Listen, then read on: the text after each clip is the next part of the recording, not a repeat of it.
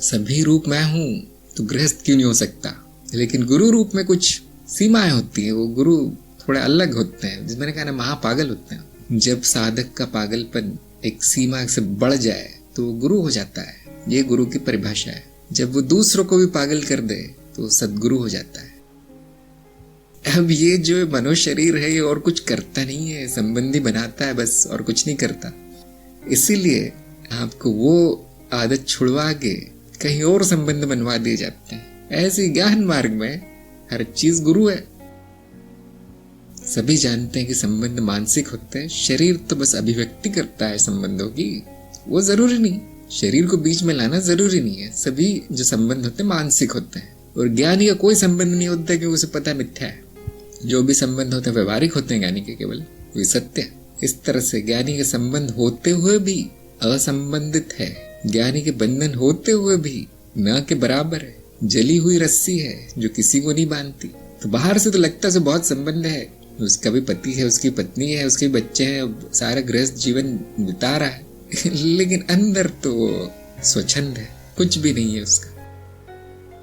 और वो 1-2 जन्म तक रहेंगे, उसके बाद वो भी वैसे हो जाएगा। कुछ दिनों बाद वो शरीर भी बंद हो जाएगा मिलना, शरीर का पिंजरा भी छूट जाएगा।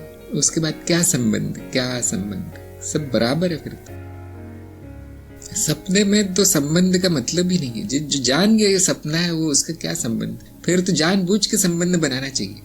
और कैसा संबंध बनाना चाहिए? जिसमें उस व्यक्ति का कुछ लाभ हो, उस व्यक्ति की सेवा की जा सके। मेरा जो संबंध बनता है किसी से भी, उसमें केवल उसकी सेवा ही कर देता हूँ मैं, वो पछताता है फिर मेरी सेवा थोड़ी अजीब होती है।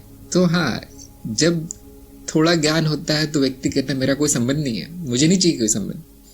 जब पूरा ज्ञान होता है तो उसको कोई परवाह नहीं है, कौन, हाँ आ जाओ भाई, तुम्हें भी संबंधी बनना, आ जाओ। और जैसे पारस पत्थर होता है, उसके संपर्क में आके वो सभी ऐसे हो जाते हैं, फिर सभी सोना हो जाते हैं।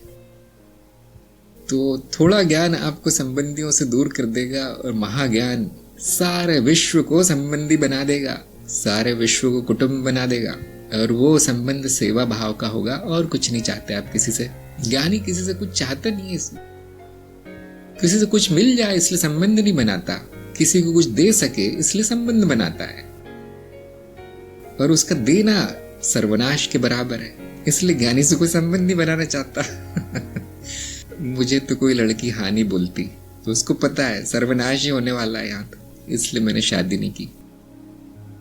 इसके लिए एक बहुत अच्छा शब्द प्रयोग में लाया जाता है बहुत से मार्गों में, गुरु भाई गुरु बहन, इस तरह इस शब्द प्रयोग में लाए जाते हैं। उससे पता चलता है कि एक ही परिवार के सदस्य है जो अध्यात्म में आ गए, वो हमेशा मिलते रहे, हमेशा टकराते रहे युगों युगों से। वही चेहरे, वही व्यक्तित्व सामने आते रहते हैं, और वही गुरु वापस प्रकट होते रहते हैं।